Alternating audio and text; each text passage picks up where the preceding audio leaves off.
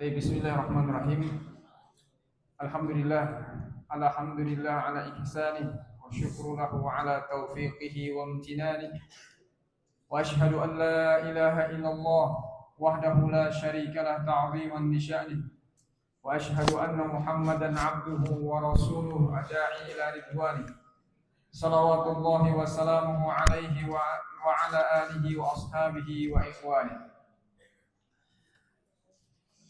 Allahumma inna nas'aluka ilman nafi'a wa rizqan thayyiba wa amalan mutaqabbala. Allahumma 'allimna ma yanfa'una wanfa'na bima 'allamtana wa zidna 'ilma. Allahumma rabbi ishrah li sadri wa yassir li amri wa hlul 'uqdatam min lisani yafqahu qawli. Amma ba'd. Para ikhwah, tulabul ilm, في هذا اليوم نشكر الله عز وجل على نعمه الكثيرة. Pada hari ini kita bersyukur kepada Allah Subhanahu wa taala yang memberikan kepada kita nikmat yang sangat banyak, la tuhsa, dan tidak terhitung jumlah nikmat itu. Perhatikan ini di belakang. Tidak terhitung jumlahnya. Sehingga Allah mengatakan wa in ta'uddu ni'matallahi la tuhsuha. Jika kalian mencoba untuk menghitung nikmat Allah, niscaya kalian tidak akan mampu menghitungnya. Tidak akan mampu. Secanggih apapun teknologi yang ada sekarang, AI lah namanya, tidak akan mampu menghitung nikmat Allah Subhanahu wa taala yang ada pada satu orang. Apalagi miliaran jutaan orang tidak akan mampu menghitung nikmat Allah Subhanahu wa taala. Innal insana la zalumun kafar. Sesungguhnya manusia itu sangat zalim. Zalim kepada dirinya, zalim kepada Allah Subhanahu wa taala dengan maksiat, zalim kepada dirinya dengan melakukan banyak maksiat, zalim kepada orang lain, zalim kepada makhluk-makhluk Allah Subhanahu wa taala yang lainnya, sehingga banyak terjadi bencana. Innal insana la zalumun kafar, sangat zalim dan sangat kufur, tidak bersyukur kepada nikmat Allah Subhanahu wa taala. Kemudian tak lupa salawat beriring salam kita haturkan kepada baginda Nabi kita Muhammad sallallahu alaihi wasallam, kepada keluarganya dan sahabat-sahabatnya, dan kepada orang-orang yang senantiasa berusaha selalu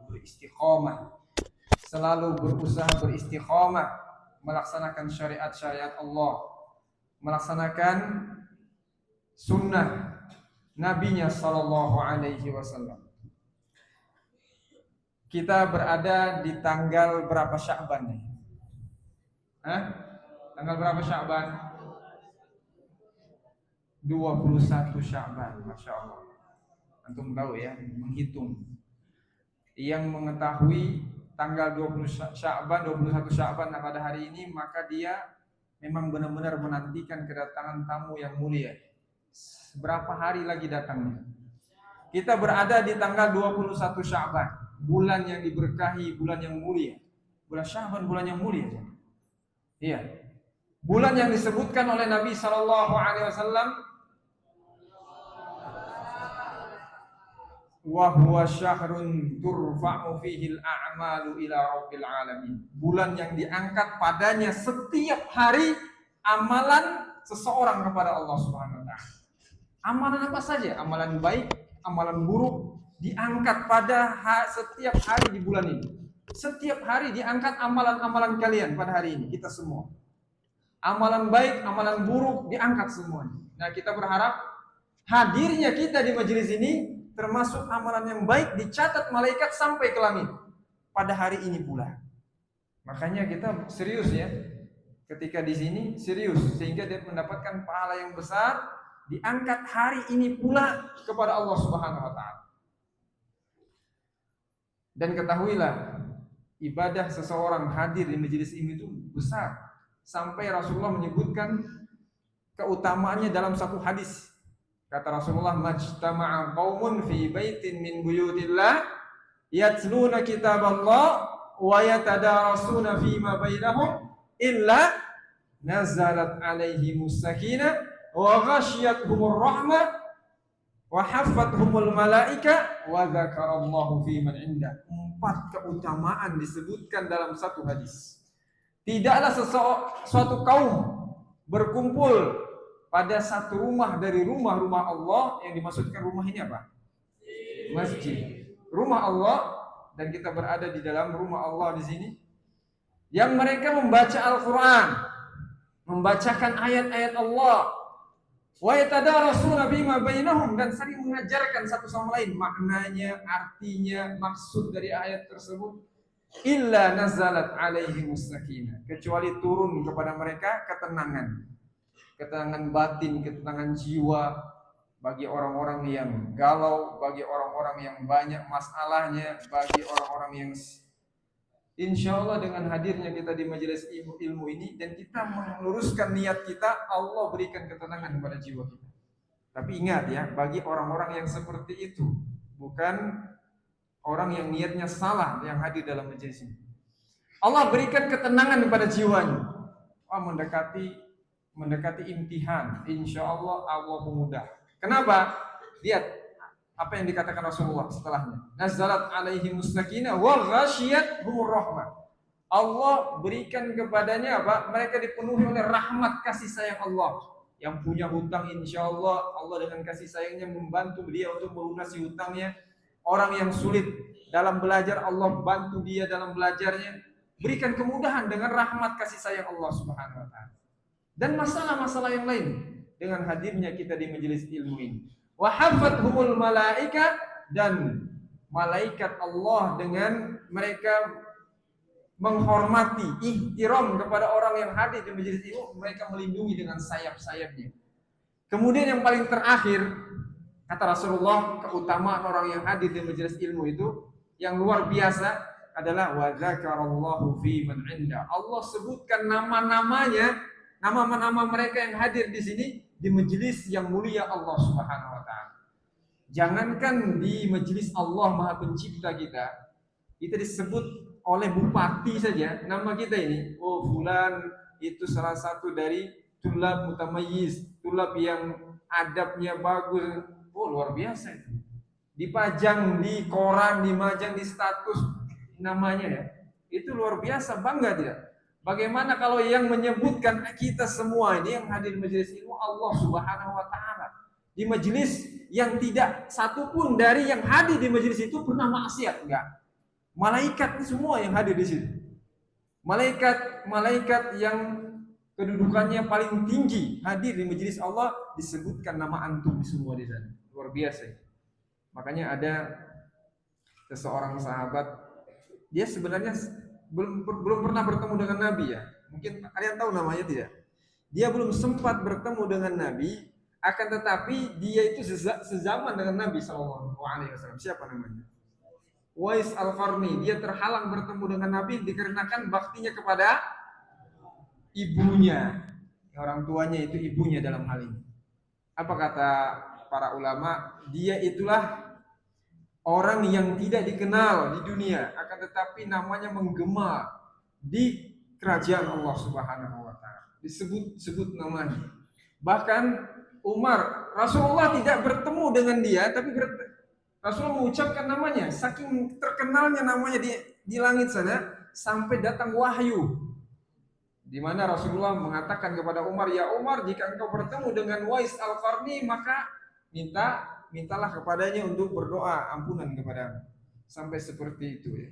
Nah, mudah-mudahan kita yang hadir di majelis ilmu pula nama kita pun disebut-sebut oleh Allah Subhanahu wa taala. Jamaah yang dimuliakan Allah Subhanahu wa taala, pada hari ini sebagaimana saya sebutkan tadi, bulan Sya'ban. Antum tahu enggak lakob atau gelar yang diberikan para ulama kepada bulan ini? Tahu tidak? Siapa yang tahu? Kan kalau Umar bin Khattab namanya Al-Faruq ya. Kalau Abu Bakar gelarnya apa? Siddiq. Kalau Rasulullah Al-Amin. Nah, kalau siapa namanya? Khalid bin Walid, Saifullah Al-Maslul, dan seterusnya. Ini bulan Sya'ban dia mempunyai lakob, mempunyai gelar. Apa lakobnya? Banyak yang nggak tahu nih. Laqabnya adalah syahrun lisaqi zara. Bulan untuk menyirami tanaman. Apa maksudnya? Apakah kita mau setiap kita mempunyai tanaman? Iya. Maksudnya bukan tanaman yang kita lihat, tetapi tanaman yang berupa amal kebaikan. Menyirami tanaman, memberikan pupuk terhadap tanaman-tanaman yang kita telah tanam. Kapan kita menanam? Di bulan sebelumnya, yaitu bulan Rajab. Makanya bulan Rajab itu dia mempunyai gelar syahrun lizar, bulan untuk menanam, membiasakan diri dengan amalan kebaikan, yang tidak pernah puasa, yang tidak pernah baca Al-Quran, yang tidak pernah tahajud, maka dibiasakan di bulan Rajab. Ustaz, saya berat sholat tahajud. Biasakan bulan Rajab 2 rakaat ditutup 1 witir, 3 rakaat. Bulan Sya'ban ini bulan untuk menyirami, menambah amalan ibadah, meningkatkan kualitas dari ibadah kita. Kalau 3 rakaat di bulan Rajab, maka minimal 5 rakaat di bulan Sya'ban sholat tahajudnya. Kalau Ustaz, saya sudah pernah 5 rakaat di bulan Rajab, tingkatkan menjadi 7 rakaat sampai 11 rakaat atau lebih daripada itu, tidak masalah. Seperti itulah. Bulan Sya'ban ini adalah bulan untuk menyirami tanaman, artinya menambah kualitas. Namun ketahuilah, bulan Sya'ban pula, perhatikan, antum tahu nggak? Bulan Sya'ban pula dia mempunyai kabar buruk bagi kita semua, yang datang langsung dari Nabi. Apa kabar buruk, tahu nggak kalian? Kabar buruk di bulan Sya'ban, Rasulullah mengatakan, "Dzalika syahrun yughfalun nasu anhu." Bulan yang mana manusia itu, banyak manusia di bulan itu tuh lalai. Ayo, lalai. Di majelis ilmu lalai. Banyak bicara itu lalai, termasuk. Banyak pada bulan ini manusia itu lalai, dijauhkan dari ketaatan kepada Allah. Diperberat baginya untuk ibadah, melakukan hal-hal yang tidak memberikan manfaat baik dunia dan akhiratnya. Sampai hadir di majelis ilmu misalnya, dia pun tidak, masih lalai. Bayangkan kalau di majelis ilmu saja lalai, bagaimana kalau di luar majelis ilmu? Ini kelalaian di bulan Sya'ban itu luar biasa. Dan ini kata Rasulullah, manusia, bukan satu orang loh, manusia. Jangan sampai kita termasuk orang-orang yang lalai di bulan ini. Dan jangan pernah mengatakan begini, Ustaz, oke lah saya lalai, saya tidak, jangankan di bulan Sya'ban, bulan Rajab saya belum menanam sama sekali. Kebaikan-kebaikan, aduh, udahlah, plong. Kalau sholat begitu saja, gitu kan? Niat saya, pokoknya begitulah, yang penting sholat. Di bulan Sya'ban yang berlalu, tinggal sedikit lagi ini, saya tidak pernah menanam juga dan tidak pernah menyiram juga. Tapi saya ingat, Ustadz, saya akan memperbaiki diri di bulan Ramadan yang akan datang. Jangan pernah mengatakan dan meyakini demikian. Kenapa? Karena bulan Ramadan itu adalah bulan yang dipersiapkan bagi orang-orang yang telah siap, orang-orang yang telah berlatih, orang-orang yang telah menyiapkan dirinya di bulan-bulan sebelumnya. Bahkan para ulama itu berdoa 6 bulan sebelum bertemu dengan Ramadan, mereka telah berdoa dan menyiapkan diri untuk pertemuan bulan ini. Nah, kita ini malah lalai sampai saat ini, dan hadir di majelis ilmu ini mungkin mudah-mudahan tidak ada, masih ada yang lalai di majelis ilmu, lalai. Bagaimana bentuk lalainya? Bicara sendiri, tidur dan lain sebagainya, termasuk kelalaian. Jangan sampai itu menunjukkan kita termasuk orang-orang golongan yang dilalaikan oleh hal-hal yang tidak bermanfaat. Nah, sebelum kita memasuki pembahasan tentang fikih ya, dalam bulan Ramadan kita akan menyampaikan tentang keutamaan bulan Ramadan terlebih dahulu, sehingga hal ini bisa menambah semangat kita untuk apa? Untuk mempersiapkan diri sebelum bertemu dengan bulan Ramadan. Jamaah yang dimuliakan oleh Allah Subhanahu wa taala, sebelum kita masuk ke keutamaan, Ustaz lupa saya nyampaikan. Ada orang yang mengatakan begini. Dia sudah tahu hadis bahwasanya di bulan Sya'ban ini banyak yang lalai. Dia tahu itu. Dan dia merasa dirinya termasuk golongan itu. Ada nggak dari kalian merasakan seperti itu? Ada ya? Kalau kalian mengatakan demikian, maka kalian telah jujur kepada diri kalian sendiri. Bukan jujur kepada Ustaz, jujur kepada diri kita. Saya ini termasuk orang yang sudah mempersiapkan diri atau orang yang lalai disebut oleh Nabi. Kalau kita mengatakan sadar nih, saya lalai, berarti kalian telah jujur kepada diri kalian. Dan kalian tinggal melangkah satu langkah lagi untuk memperbaiki itu. Antum tahu tidak? Ada orang yang berusaha untuk bangkit dari keterpurukan di bulan Sya'ban, bangkit dari kelalaian tapi sulit. Ada nggak? Banyak sekali. Saya sudah menyampaikan khutbah juga di sana, Datul Ampatan terkait masalah ini.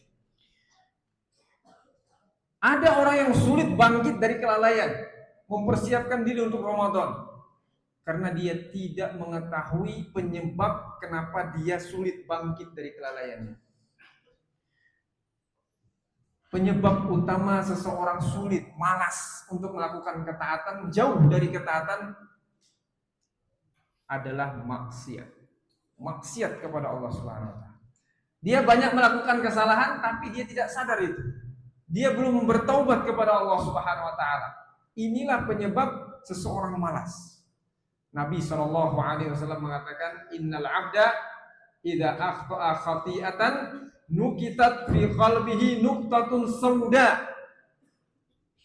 Fa idza naza'a wastaghfara wa taba sukila qalbah.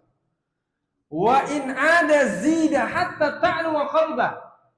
Fadzalika ran alladhi dzakarallahu kalla bal rana ala qulubihim ma kanu yaksibun." Di dalam surat apa itu?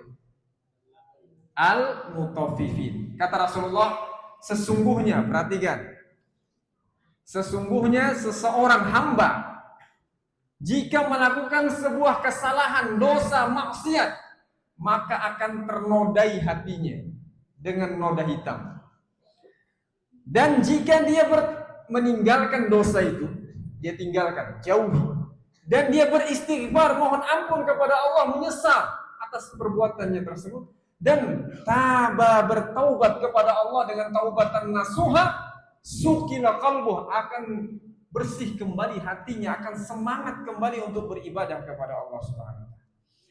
Akan tetapi kata Rasulullah, fa'in ada, dan jika dia mengulangi dosanya, zida, akan bertambah noda itu semakin besar, hatta ta'lu qalbah, sampai menutupi hatinya, hitam kelam hatinya itu dengan dosa. Fadzalika ran, itulah noda hitam yang disebutkan Allah di dalam Al-Quran. Kalla bal rana ala qulubihim ma kanu yaksibun. Itulah noda hitam yang menutupi hati mereka disebabkan apa yang mereka telah lakukan dari dosa-dosa dan maksiat. Maka tidak ada cara lain agar kita bangkit dari kemalasan untuk melakukan ketaatan kecuali dengan meninggalkan maksiat, beristighfar, mohon ampun kepada Allah. Ingat dosa kita apa yang kita lakukan, mohon ampun.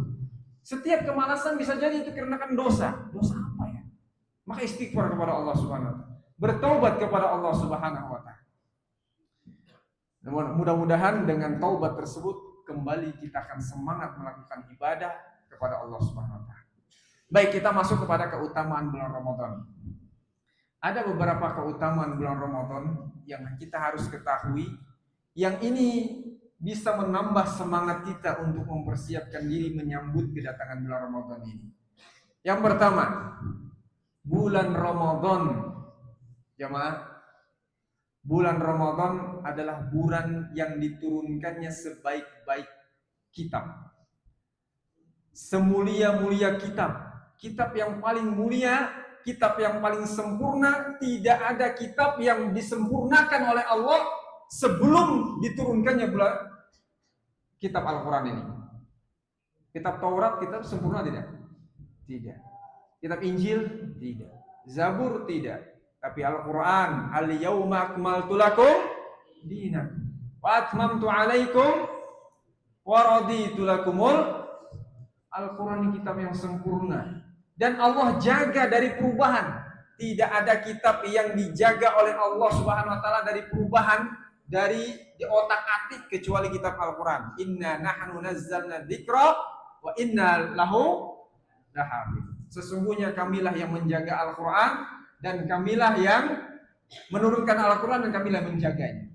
Jadi usaha apapun yang dilakukan orang untuk merubah Al-Quran tidak akan pernah mampu dia melakukannya. Ada pengakuan dari orang-orang misionaris ya. Dia berusaha untuk merubah ayat Al-Quran. Tapi Allah jaga. Allah menjaganya lewat apa? Lewat apa Allah menjaga Al-Quran? Jamaah, lewat apa Allah menjaga Al-Quran supaya tidak dirubah oleh manusia? Dari Allah jaga dengan penghafal Al-Quran Al-Karim. Ustaz saja ini. Kemarin ketika ada mushaf yang dibagikan di sini, di tempat kita. Di tempat kita ini dibagikan warnanya biru. Saya masih ingat warnanya biru. Di surah Al-Baqarah ayat masih lembaran pertama, Alif Lam Mim sampai ke bawah itu sudah ada yang salah, kita ketahuan. Kenapa? Kita hafal. Ini salah ayat. Kenapa? Karena kita hafal. Makanya Allah jaga dari Al-Quran itu jaga dari perubahan, dari orang-orang yang berusaha merubahnya dengan apa? Yang menghafalkan Al-Quran. Ini khatamat ba'i ya, salah cetakan. Nah, jamaah yang dimuliakan Allah, pada bulan Ramadan Allah turunkan semulia-mulia kitab, diturunkan kepada semulia-mulia nabi yang paling mulia.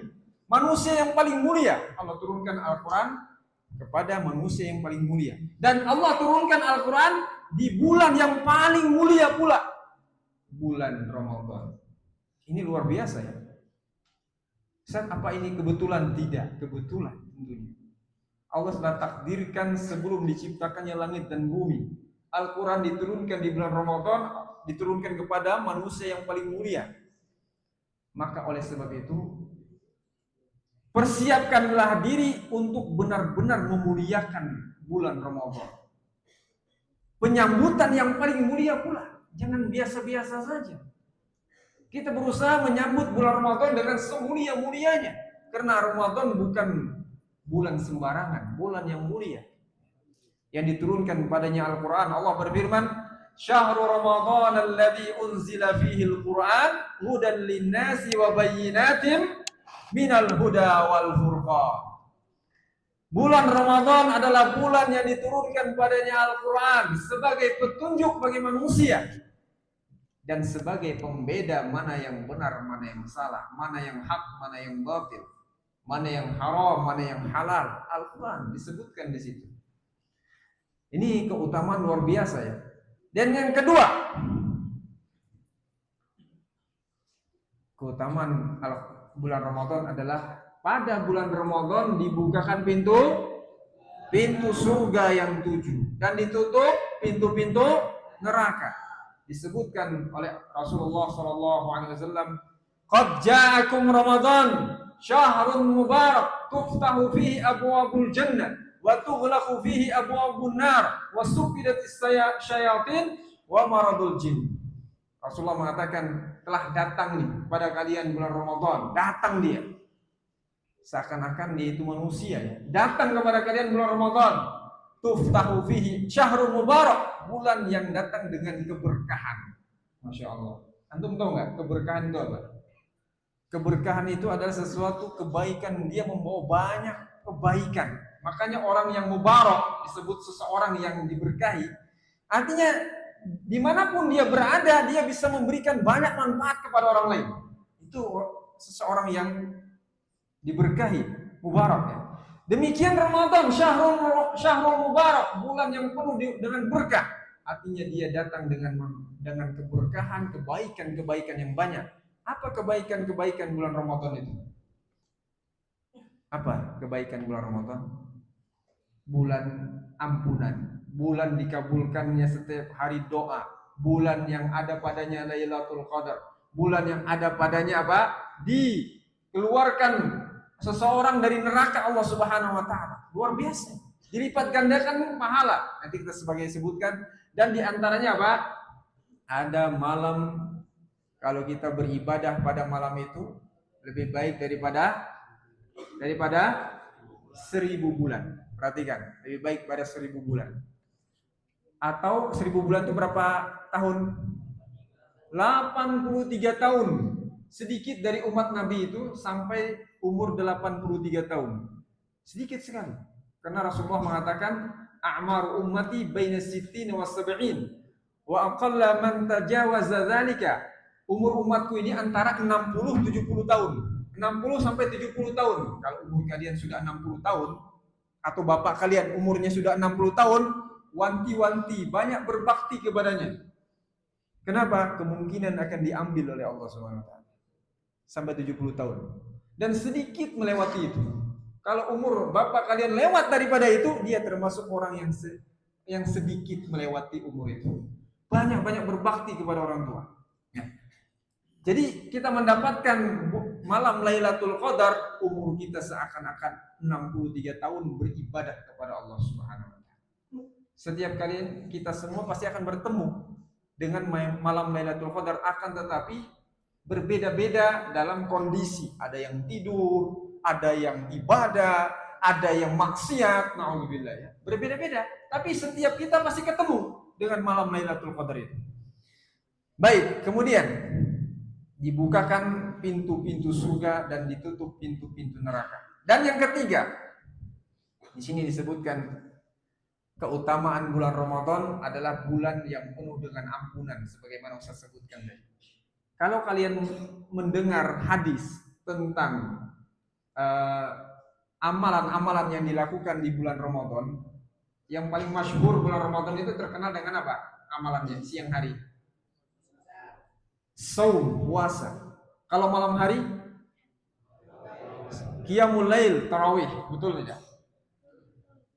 Coba kalian perhatikan hadisnya dengan dua amalan ini, dan setiap hari dilakukan. Tidak, kalau sedekah mungkin hari ini sedekah, besok tidak, betul nggak? Tergantung keuangan. Lihat, kalau puasa tiap hari dilakukan, qiyamul lail tiap malam kita lakukan. Apa keutamaannya? Sebagaimana disebutkan oleh Nabi SAW, man shoma ramadhana imanan wa ihtisaban ghufira lahu ma taqaddama min dhanbi. Barang siapa, Rasulullah sandingkan langsung amalan tersebut dengan ampunan dosa. Kata Rasulullah, barang siapa yang berpuasa Ramadan disebabkan karena iman. Jadi dia berpuasa itu bukan ikut-ikutan, tapi karena keimanannya. Bukan disebabkan rutinitas ketika datang Ramadan dia puasa, enggak. Tapi dia berpuasa benar-benar disebabkan dorongan iman. Saya benar-benar harus puasa nih. Saya harus mendapatkan pahala dari puasa saya. Dorongan keimanannya. Wahtisaban, dan dia mengharapkan pahala dari puasanya. Perhatikan ya. Ketika seseorang mengharapkan pahala dari puasanya, apa yang dia lakukan kira-kira ketika puasa? Dia jaga puasanya agar tidak berkurang pahalanya. Kenapa? Karena pahala tersebut dia nanti-nantikan, dia harapkan. Bagaimana seseorang, tidak mungkin seseorang mengharapkan pahala sedang pahalanya habis. Habis karena dosa. Ketika dia puasa, dosa. Apa yang dia harapkan dari puasanya? Tidak ada. Maka dia jaga puasanya dari perkataan dusta, dari berbohong tadi ya, dari pandangan mata yang haram, dari mendengarkan sesuatu yang haram. Kalau dia melakukan hal tersebut, apa yang dia harapkan dari puasanya? Kata Rasulullah, barang siapa yang berpuasa Ramadan karena iman dan mengharapkan pahala dari puasanya, ghufira lahu ma taqaddama min dzambi, akan diampuni dosa-dosanya yang telah lalu.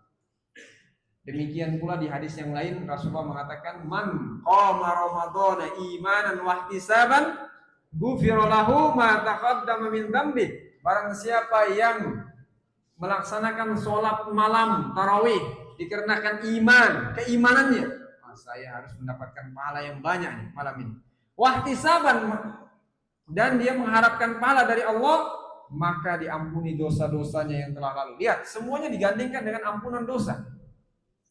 Kemudian di antara keutamaan bulan Ramadan adalah malam Lailatul Qadar. Disebutkan oleh Nabi SAW, man qama Lailatul Qadar imanan wa ihtisaban ghufira lahu ma taqaddama min dzambi. Barang siapa yang menghidupkan malam Lailatul Qadar dengan tarawih, dengan membaca Al-Quran, diampuni dosa-dosanya semua.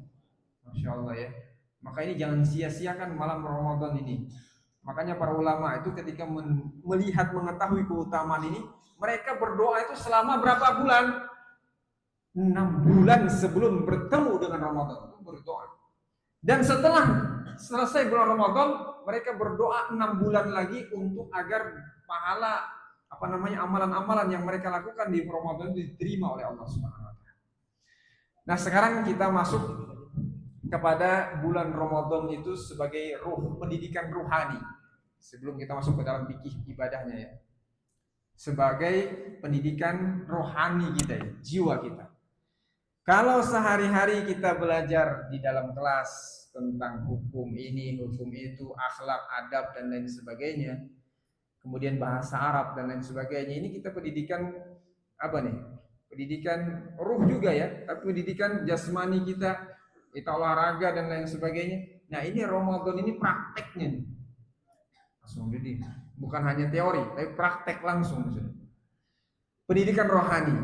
Apa pendidikannya di dalam Ramadan? Pertama, melatih kejujuran. Antum mau berbohong ketika Ramadan, itu jelas. Yang berbohong kalau kalian di sini ya, mohon maaf nih, kalau kalian di pesantren sini berbohong, melakukan pelanggaran, ada yang rokok lah, ada yang nonton inilah, ada yang ngepep lah misalnya ya, berbohong saya enggak ini. Walaupun memang dicatat, malaikat catat terus itu.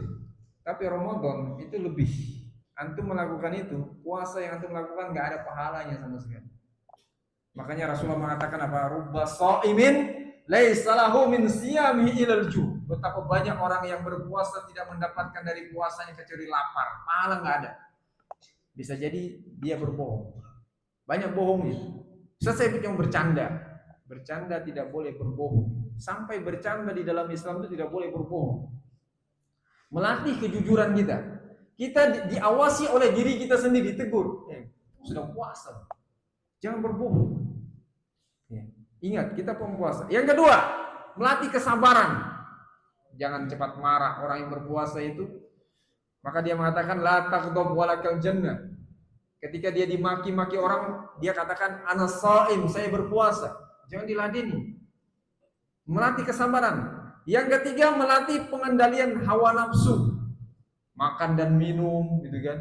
Kemudian pandangan, kita tahan nggak? Tahan, harus ditahan. Nggak boleh, kita harus mengendalikan hawa nafsu kita. Yang keempat, menguatkan kepedulian sosial. Kalian pernah mendengar atau kalian pernah melihat orang yang tidak makan? Kalau kita mendengar kisah-kisah para sahabat, luar biasa ya. Mereka itu berbulan-bulan tidak hidup, api kompor mereka itu, karena tidak ada makanan yang dimasak.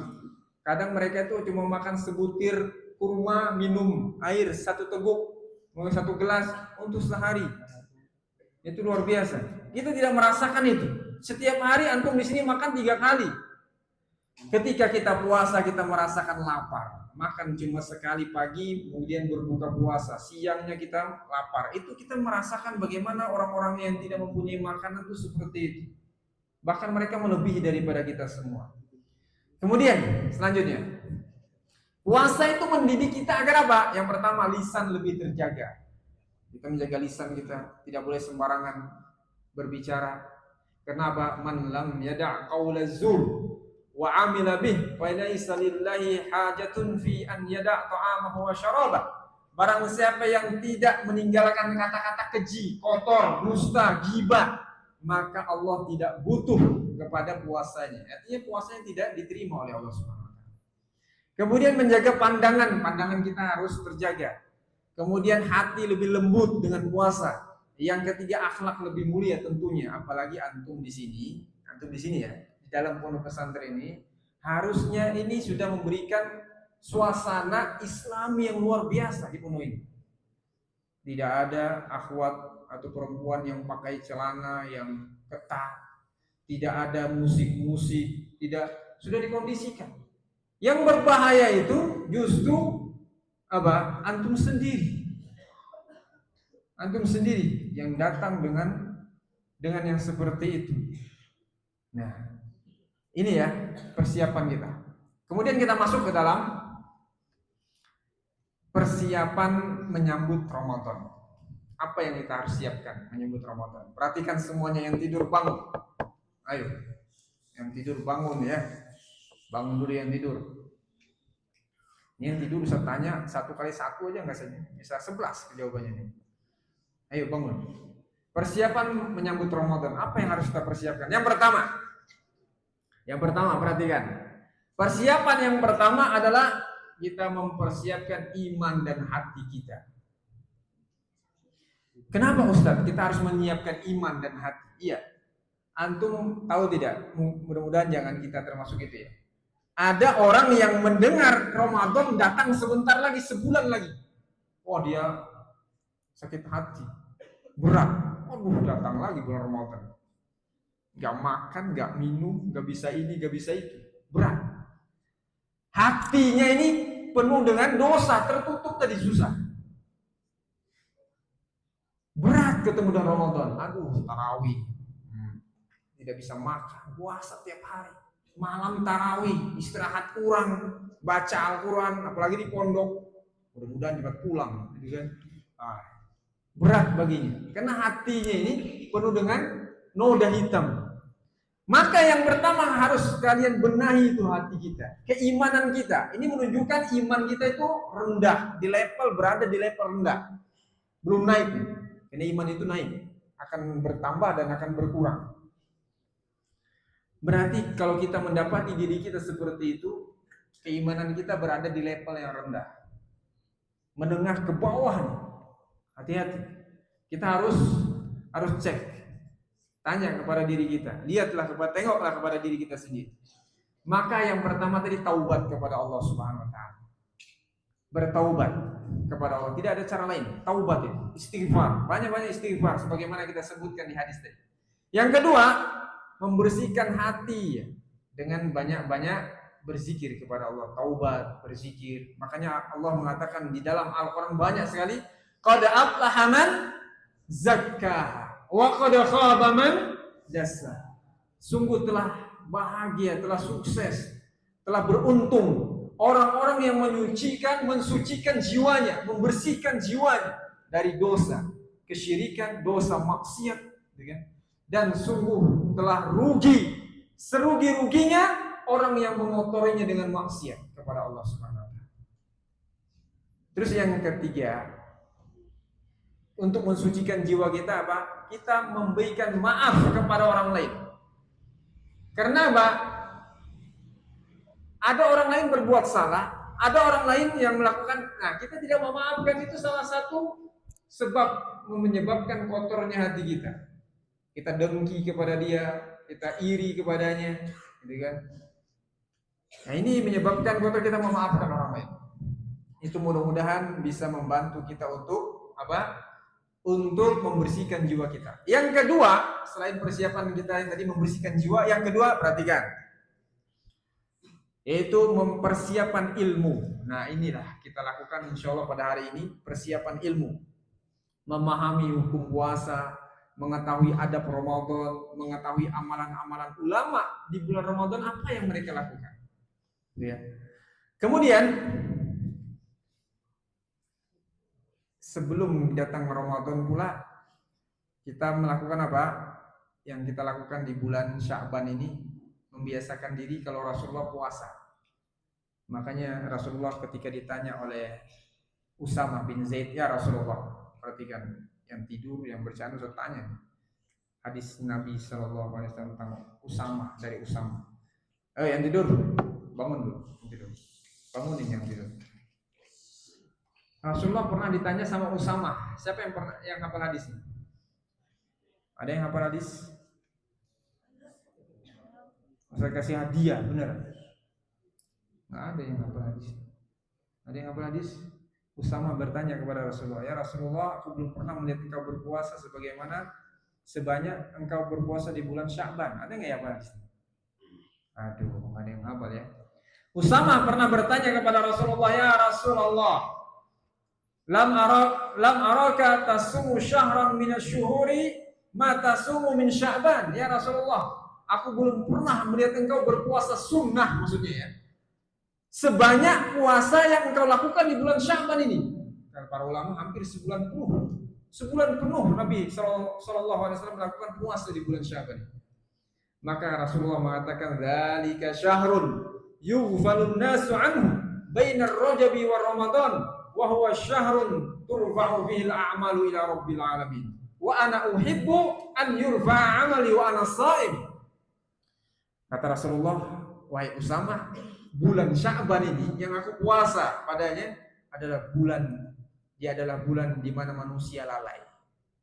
Dan dia terletak di antara bulan Rajab dan bulan Ramadan, di tengah-tengah. Dan dia adalah bulan yang diangkat padanya amalan-amalan hamba kepada Allah. Dan aku sangat senang kalau amalan-amalan diangkat sedangkan aku dalam keadaan berpuasa. Iya. Amalan seseorang yang diangkat dalam keadaan berpuasa, itu puasanya sendiri itu sudah pahalanya luar biasa. Kalau kata Rasulullah, sholat, kalau semua amalan, sholat lah, zakat lah, bacaan Al-Quran, dilipat gandakan pahalanya sampai 10 sampai 700 kali lipat. Kalau puasa tidak. Kata Rasulullah, puasa itu li wa ana ajzini. Puasa itu untuk aku. Mereka itu berpuasa untuk aku, kata Allah, dan aku akan balas langsung. Balasannya tidak terhingga, luar biasa puasa. Maka kalau puasa kita lakukan, diangkat amalan kita di sisi kepada Allah, itu pahalanya tidak dikira-kira jemaah. Banyak itu puasa. Makanya Rasulullah melakukan banyak puasa di bulan Sya'ban ini. Membiasakan sholat tarawih, sholat sunnah ya, sholat sholat tahajud, kemudian sholat qobliyah. Nah, di sini sangat sedih melihat jemaah anak-anak pesantren ketika sholat wajib harus apa katanya biasanya habis sholat zikir itu biasanya ada yang dari OSIS mengatakan apa? Qumu wasallu. Nggak perlu sebenarnya. Sampai dihitungkan saja nggak sholat sebagian. Ini innalillahi thalabul ilmi. Harusnya nggak perlu di qumu wasallu, nggak perlu itu. Kenapa? Kata Rasulullah, man hafidha ala sintaini wa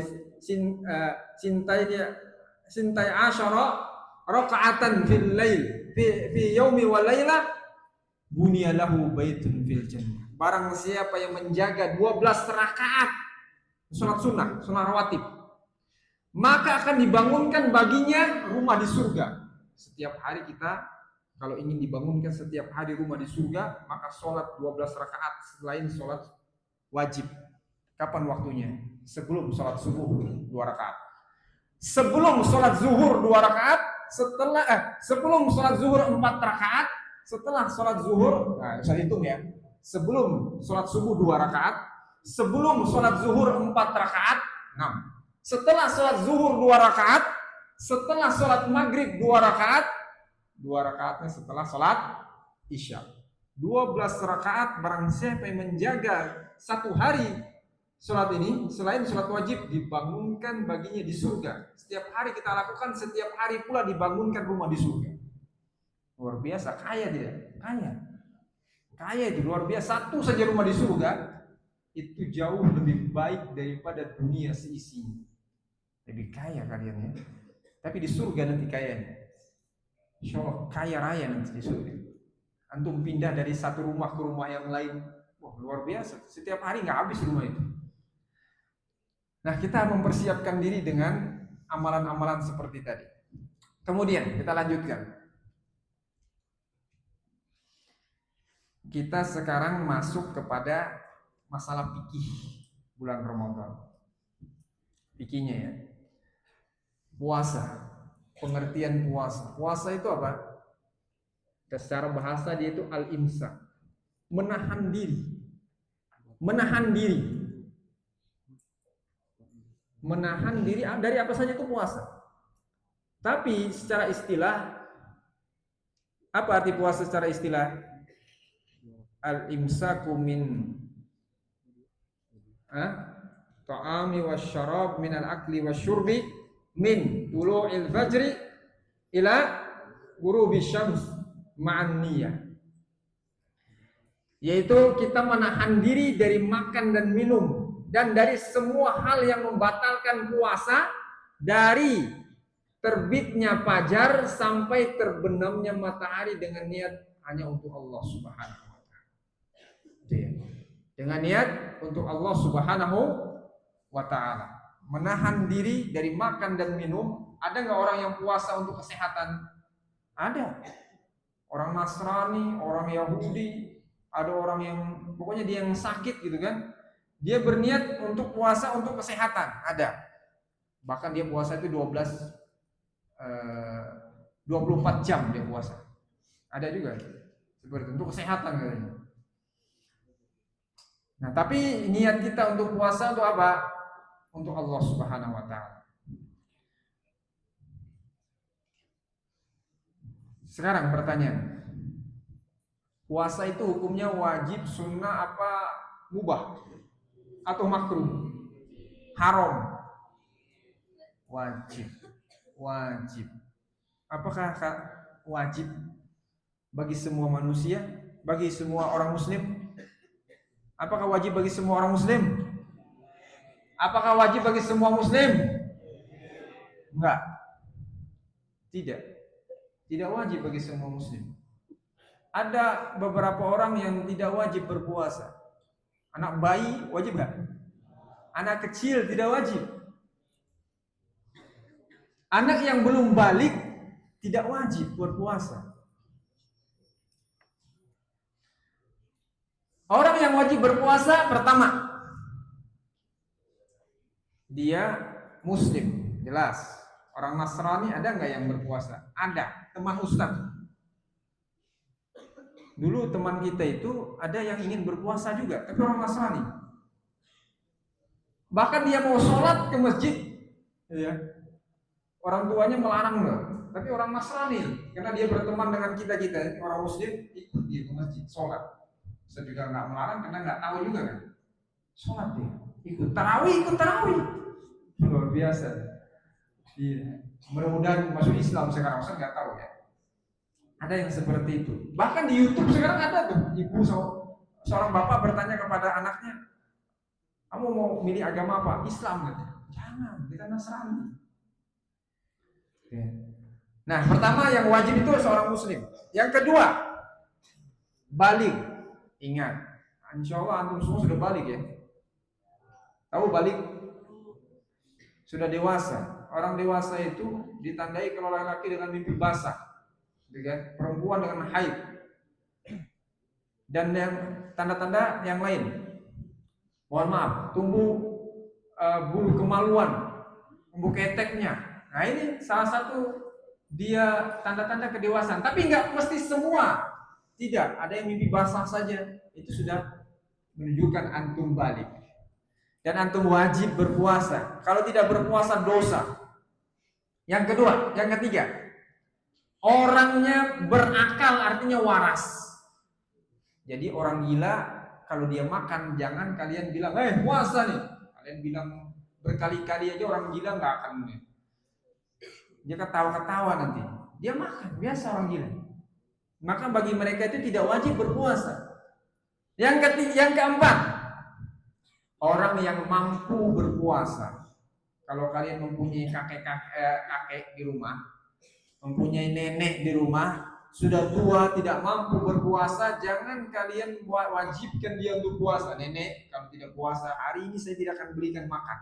Pokoknya nenek nggak boleh makan di sini. Kasihan.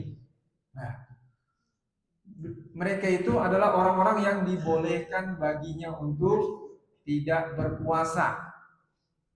Ya, dibolehkan baginya untuk tidak berpuasa. Kemudian yang kelima, mukim. Mukim itu artinya kalian tinggal di satu tempat, tidak melakukan perjalanan. Mukim artinya tidak musafir. Ustaz, berarti kalau musafir tidak wajib puasa? Iya, tidak wajib berpuasa. Misalnya dari Jakarta, dari Bogor ke Surabaya, dari Bogor ke Cilacap, dari Bogor kemana nih? maka kita tidak wajib berpuasa. Tetapi kalau kita mampu, sanggup untuk berpuasa, maka puasa itu lebih afdol. Paham ya? Lebih afdol daripada tidak berpuasa. Kenapa? Kenapa jemaah? Pertama, kita berpuasa pas di bulan Ramadan ini. Paham ya? Yang kedua, kalau kita berpuasa di bulan-bulan yang lain, biasanya kita tunda-tunda. Nantilah. Godaannya banyak. Biasanya kita tunda-tunda sampai ketemu dengan Ramadan berikutnya. Astagfirullah, saya punya hutang puasa 3 hari belum saya bayar. Ada nggak yang masih belum bayar puasa di sini? Kalau laki-laki sih jarang, perempuan sering karena ada haid gitu ya, nggak boleh puasa. Kemudian yang keenam, ini khusus dari perempuan suci dari haid dan nifas, itu tidak berpuasa. Nah, dalil wajibnya puasa ini disebutkan oleh Allah di dalam Al-Quran surah Al-Baqarah, ya ayyuhalladzina amanu kutiba alaikumus syiyamu kama kutiba alal ladzina min qablikum la'allakum tattaqun. Wahai orang-orang yang beriman, diwajibkan atas kalian berpuasa sebagaimana diwajibkan atas orang-orang sebelum kalian, agar apa? Saya bertanya kepada kalian, perhatikan. Yang dimaksud umat-umat sebelum kalian itu siapa? Sahabat. Umat-umat sebelum kalian artinya umatnya Rasulullah ini. Siapa umat-umat sebelum Nabi Muhammad diutus? Nabi Isa, Nabi Musa, Nabi Daud, dan nabi-nabi sebelumnya. Diwajibkan atas mereka berpuasa. Ya. Jadi puasa sebelum wajibnya puasa Ramadan, Nabi itu sering melakukan puasa apa? Puasa apa? Puasa Daud. Puasa apa?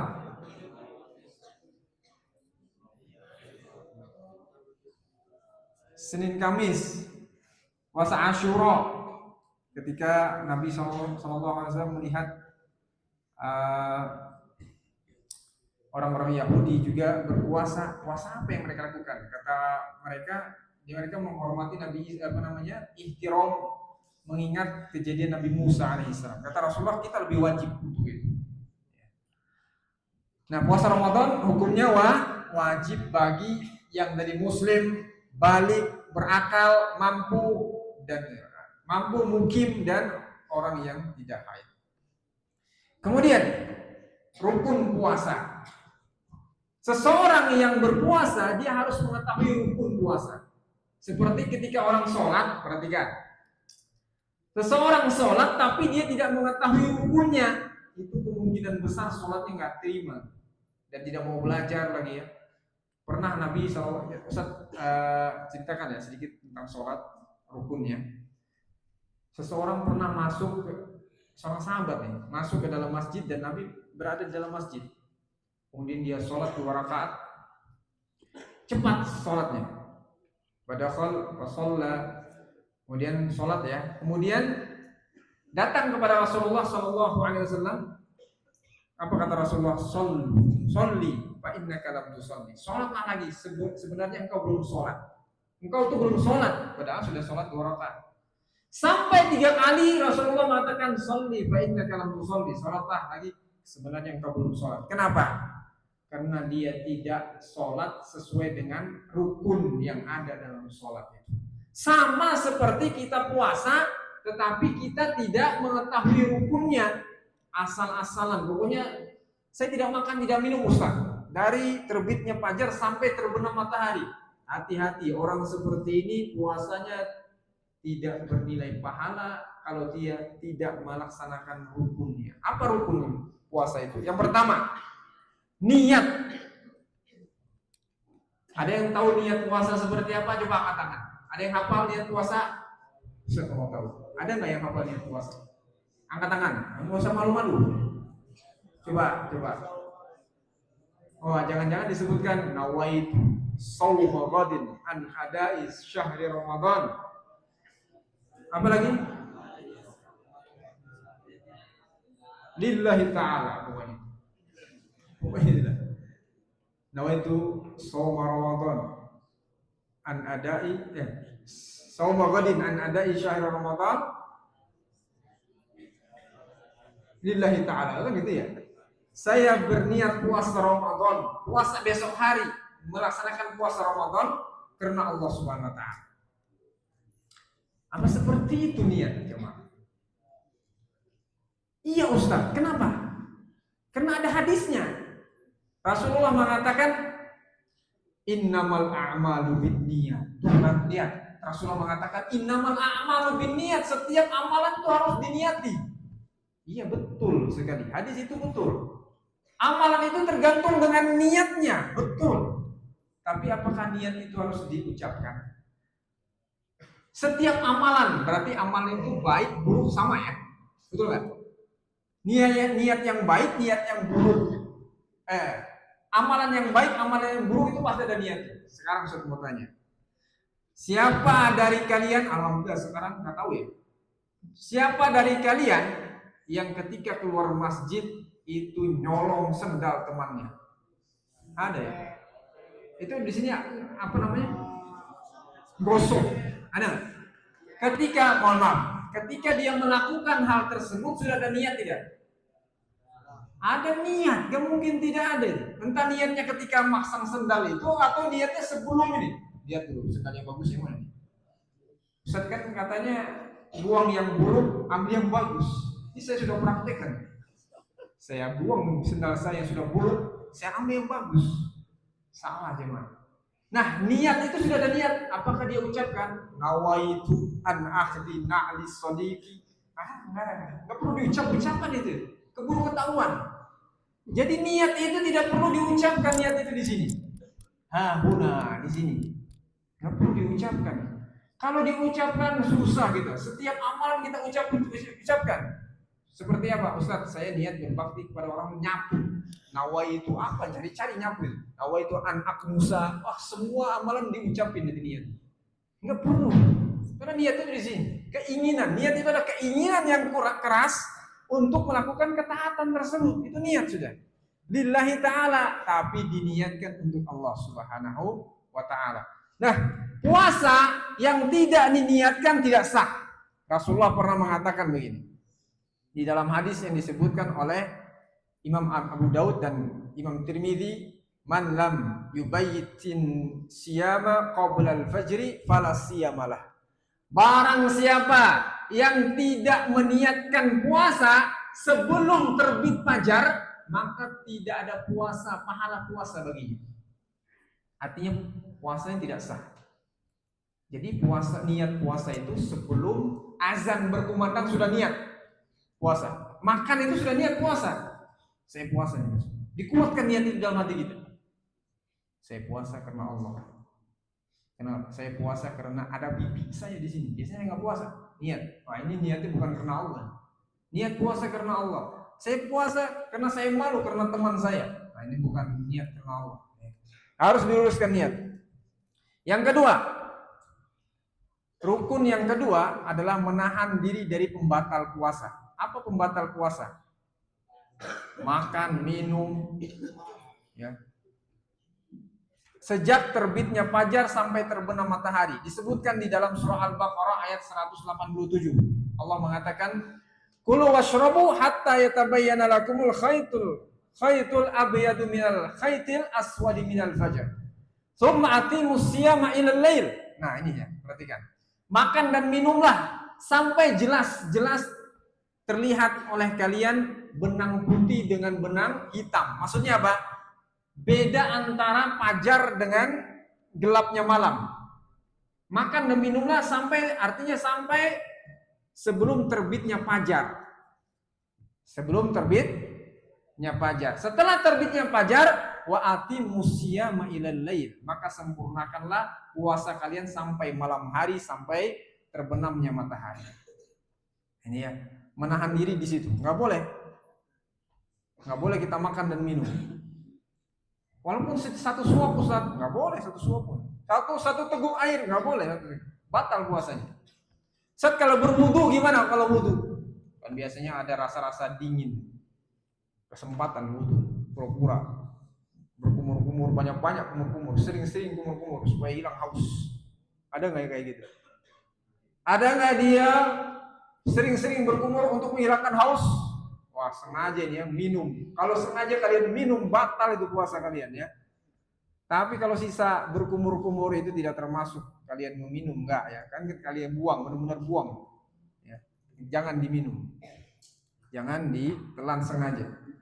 Tapi yang kelima, hal-hal yang membatalkan puasa. Yang pertama, number one, Raqmul wahid, makan dan minum dengan sengaja. Sebagaimana disebutkan tadi. Nggak boleh. Yang kedua, ini kalian tidak ada yang melakukan. Hubungan suami istri, kalian belum ada istri. Yang ketiga, mengeluarkan mani dengan sengaja. Wah, bahaya ini. Nggak boleh ya.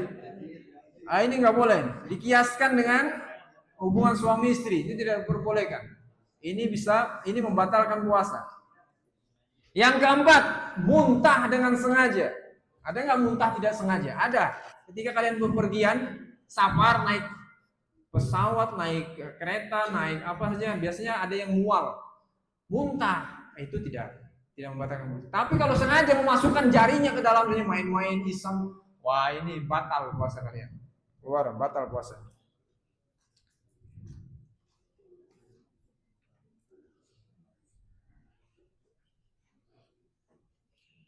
Nah, ini sesuai dengan hadis Nabi SAW diriwayatkan oleh Abu Daud ya. Man dara'ahu al-qay wala qada'a alaih wa man taqa'a falyaqdi. Barang siapa yang muntah, tapi muntahnya tidak dia sendiri, dia disebabkan oleh sesuatu, maka dia tidak wajib untuk mengqadanya, arti puasanya sah. Tapi barang siapa yang sengaja untuk muntah, maka dia wajib untuk mengqadanya, artinya puasanya batal. Paham ya? Kemudian yang kelima, pembatal puasa ada haid dan nifas. Ada yang haid? Ada. Tapi bukan kalian, tapi wanita. Yang keenam, yang kita akan bahas tadi pembatal puasa ada 5. Yang keenam kita akan bahas pada hari ini adalah hal-hal yang tidak membatalkan puasa. Apa hal-hal yang tidak membatalkan puasa? Yang pertama, di sini coba sebutkan satu ya. Makan dan minum tidak sengaja. Kalian bulan Ramadan, jangankan bulan Ramadan, perhatikan semua. Itu yang bersender bangun. Waduh, yuk bangun. Hal-hal yang tidak membatalkan puasa artinya makan dan minum tidak sengaja. Habis olahraga, lari sana lari sini, angkat barbel, push up, haus. Masuk ke rumah ada teh manis. Ternyata teh manis untuk adiknya yang masih kecil. Minum, blok, habis. Kata ibunya, kok diminum? Kan puasa. Oh, astagfirullah. Enak juga gitu ya. Lanjut, batal puasa kalian. Yang tadi bagaimana yang kalian minum habis 1 gelas? Batal tidak? Enggak, batal. Hadisnya ada Ustaz? Ada hadisnya. Mana ada hadisnya? Man nasiya wa huwa sha'im fa akala syariba fal yatimma saumahu fa innama at'amahu Allah wa saqahu. Kata Rasulullah, barang siapa yang berpuasa kemudian dia makan, dia minum, ya. Barang siapa yang lupa dan dia sedang dalam keadaan berpuasa, dia lupa, dia makan dan minum, maka hendaknya dia lanjutkan puasanya. Sesungguhnya kata Rasulullah, dia telah diberi makan dan minum oleh Allah Subhanahu wa taala. Wah, rezeki. Betul nggak? Rezeki itu. Dan ini jarang ditemui. Dia melihat ada orang yang pengen ditolong, ibu-ibu jatuh, dia angkat. Karena mengangkat beban berat, capean dia. Kemudian dia minum. Allah berikan baginya, dia lupa minum puasanya. Allah berikan minum, kata Rasulullah. Allah berikan dia makan. Itu ya, bisa jadi seperti itu. Kemudian sunnah-sunnah puasa. Yang pertama, sahur. Ingat, jangan mengatakan saya kuat Ustaz, saya nggak perlu sahur. Bangun sebelum subuh, bukan kebiasaan saya nih. Biasanya azan pun saya telat. Ini sahur, aduh berat. Nah, supaya tidak berat, sahur itu kita lakukan apa? Menjelang azan. Menjelang azan, jangan jam 2 sahurnya. Waduh, ini mah map jauh banget ya. Azan dengan sahur. Sahur itu dilakukan menjelang azan. Rasulullah itu 10 menit sebelum azan baru sahur. Karena makanannya juga kurma, air putih gitu kan. Kalau kita makanannya wah banyak. Pokoknya nggak sahurnya nggak the best nih, susah puasanya. Pokoknya banyak sahurnya. Mukbang gitu, makan besar. Jadi ketika habis sahur, sholat, setelah itu tidur dia. Kenapa? Kekenyangan. Jadi sahur itu jamaah, sahur itu sunnah. Kata Rasulullah, tasahharu fa inna fi sahuri barakah. Ya, perhatikan. Bersahurlah karena sesungguhnya sahur itu ada berkahnya. Ada berkahnya. Ingat, ketika ada berkah, itu banyak kebaikan padanya. Memberikan manfaat kepada kita semua. Agar kita menguatkan diri kita untuk melakukan ibadah di siang hari, membaca Al-Quran, sholat, dan menuntut ilmu, sahur ya. Yang kedua, menyegerakan buka puasa. Ingat, ketika sudah azan segera makan kurma atau makan membukakan puasa, buka puasa cepat, jangan ditunda-tunda ya. Karena Rasulullah mengatakan la yazalun nasu bi khairin ma'ajjalul fitr. Manusia akan senantiasa berada dalam kebaikan kalau mereka menyegerakan berbuka puasa. Jangan ditunda-tunda buka puasa, segera ya, buka puasa. Dan yang kedelapan yang kita akan bahas pada hari ini adalah rukhsah, keringanan bagi orang yang berpuasa. Apa? Pada bulan Ramadan ada keringanan-keringanan yang diberikan oleh Allah kepada manusia. Yang pertama, orang sakit dan musafir. Orang sakit, yang sakitnya itu kalau dia berpuasa bertambah parah, kalau dia berpuasa bisa pingsan, sama seperti orang musafir. Kalau dia berpuasa kecapean, loyo, dan luar biasa nggak bisa jalan, nah ini diberikan rukhsah, keringanan baginya untuk tidak berpuasa. Bahkan kalau dia berpuasa bisa hukumnya makruh dan haram. Orang sakit ketika dia berpuasa pingsan, wah jangan puasa, nggak boleh. Ini dia menzalimi dirinya, itu nggak boleh. Orang musafir, apalagi di kalau zaman sekarang mah kayaknya nggak ada ya, pakai AC, tinggal duduk doang gitu kan. Ini kan apa yang capeknya? Kalau zaman dahulu naik onta, terik matahari, panas luar biasa. Kalau sekarang antum tinggal tidur aja.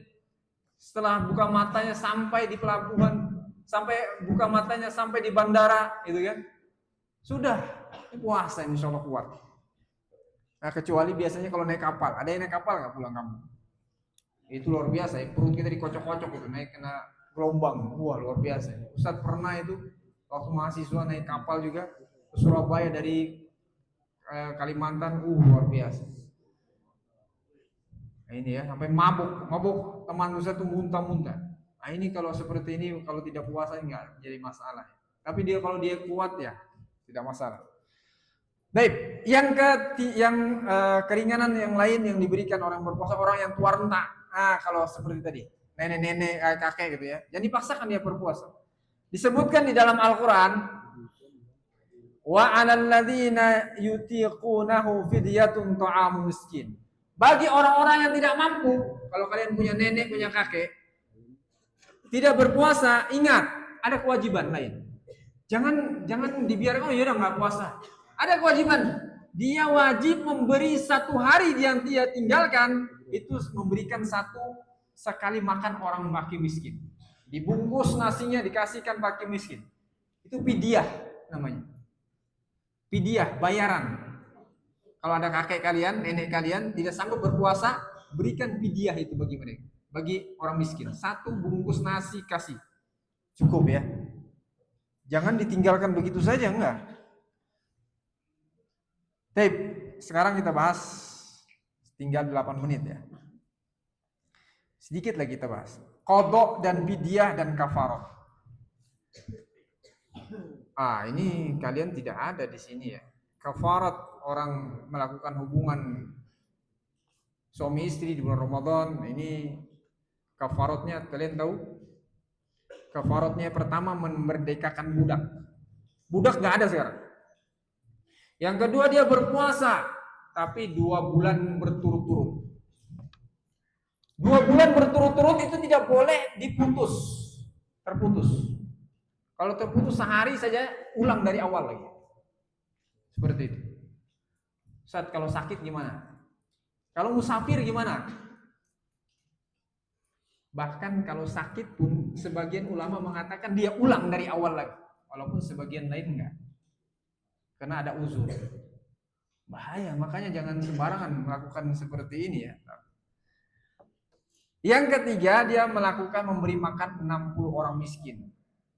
Nah ini harus dari awal dulu. Kalau tidak mampu baru kedua puasa. Kalau tidak mampu juga dicoba dulu ya, 2 puasa. Kalau tidak mampu baru kasih makan 60 orang miskin. Ada yang pendapat seperti itu, ada juga yang ini tidak bebas milih.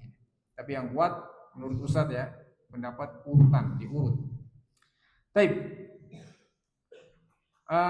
Terakhir sebagai penutup kita hari ini, 6 menit.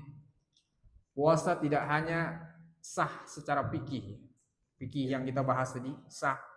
Artinya, Ustaz saya sudah tidak makan dan minum gitu ya. Dari terbit fajar sampai terbenam matahari. Tetapi puasa itu juga dilihat dari adab dan akhlak sebagaimana Ustaz sebutkan. Puasa itu bisa bernilai pahala, disebut puasa, dan bernilai pahala jika kita memperhatikan hal-hal yang tadi. Secara fikihnya, pembatal-pembatalnya kita jauhi, rukunnya kita laksanakan, dan juga ada akhlak-akhlak yang harus kita tegakkan. Seperti yang Ustaz sebutkan. Kita berkata kotor, walaupun ini tidak termasuk dari pembatal-pembatal puasa yang kita sebutkan tadi, tetapi dia akan menyebabkan puasa yang antum lakukan tidak mendapatkan pahala. Sebagaimana disebutkan oleh Rasulullah di hadis yang diriwayatkan oleh Bukhari, man lam yada' qaula zuri wal amalu bihi falaysa lillahi hajatun fi an yada' ta'amahu wa syarabah. Barang siapa yang tidak meninggalkan kata-kata kotor dan dia melakukannya, berucap kata-kata kotor, keluar kata-kata binatang, memaki-maki dan seterusnya, maka Allah tidak akan menerima pahala puasanya. Allah tidak butuh dia meninggalkan makan dan minumnya, artinya Allah tidak akan menerima pahala puasanya. Menerima puasanya. Baik, ini yang bisa kita sampaikan pada kesempatan ini. Tinggal 5 menit. Ada pertanyaan? Ada pertanyaan tidak?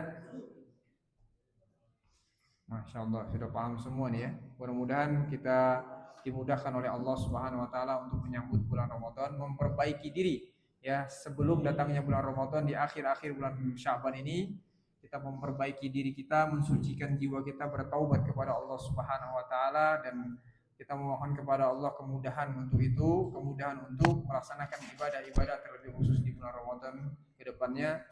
Aqulu qawli hadza astaghfirullah li wa lakum subhanakallahumma wa bihamdika asyhadu an la ilaha illa anta astaghfiruka wa atubu ilaik.